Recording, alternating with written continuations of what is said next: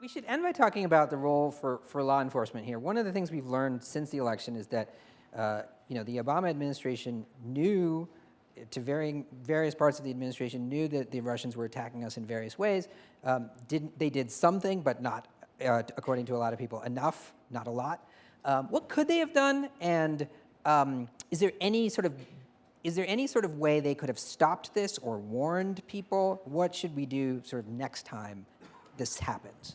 Well, I think, look, what was done was too little, too late, because it didn't have the desired effect. The desired effect would be that the Russian would feel their attempts to interfere in our democratic institutions was a failure and they wouldn't do it again. That's not what happened. Mm-hmm. So you can judge it, it didn't work.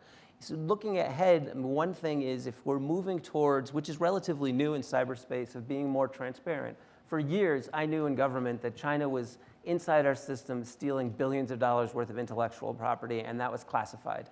It wasn't until 2012, I think, that as a government official I could talk publicly about it, and it wasn't until 2014 that I oversaw the first case where we brought charges against members of the People's Liberation Army and just laid out exactly what they were doing. It was very controversial at the time. So this approach is new. With Russia, we did figure out who did it. We did make it public prior to the election on October 7th. We did not do the deterrent action until December 29th. If that had happened pre-election, you guys are more the expert on how it would have been covered, but that may have been more of I think Russia would have reacted more strongly. It would have been more of a substantial brushback than doing it after the results. The thing I wonder about is, certainly Russia will look at 2016 and say, this worked well enough that we're going to try it again. But I wonder about, like, it worked well enough for Russia that why won't domestic actors try it again more? And how will we react? Will we accept that, politics has always been information war. This is okay. This is new. This is acceptable for a group of Democrats to try to hack the Trump campaign and leak everything, or for the Trump to hack Democrats and leak everything. Will we accept that this is just a new front in an ongoing war, or will this somehow be disqualifying and delegitimizing? I'd like to think the latter, but I don't think so. I think that that people view the stakes so high that the kind of by any means necessary view is taking over in big parts of the electorate. And I just can't think of how many comments I got after talking on CNN about the Russia leak. Was like, well, who cares who provided it? Who cares who put this out? What matters is what's in the emails. And I do think that the issue is not only whether this inspires Russia to do it again, but what this inspires here in terms of what will happen in the next election. Well, we just don't have enough hacking prosecutions to begin with. I mean, they're really hard to do.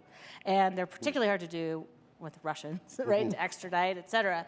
But the truth is, like, it is illegal for one of these campaigns to hack the other one, and they should not, it wouldn't be. I'm not thinking of a campaign. I'm thinking like something, Well, yeah, they'll find one degree of a separation. third party, right, but right. that person is also committing a crime, right? So, like, we are still a nation of laws, and like that, I'm not saying information warfare at all costs.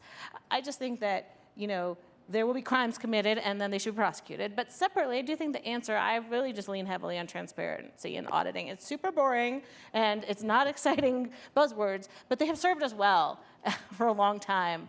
And I do believe if we could build that into these new systems, then we can have all the good stuff and have our cake and eat it too. So and you mean specifically like in the voting machines, or is there where else? Well, I do think in political discourse, like we have never had a system, right, where you can't see political ads after they've run, right? I can pull up a TV ad in any station. They have to log who bought it, how much they paid, et cetera, at the local New Hampshire outlet. I can't see a Facebook ad now, right? Mm-hmm. So, I mean, there are gaps in our system that we haven't accounted for, right? There's not a good FEC spending report for what was spent on Facebook. We don't know about the dark posts on Facebook.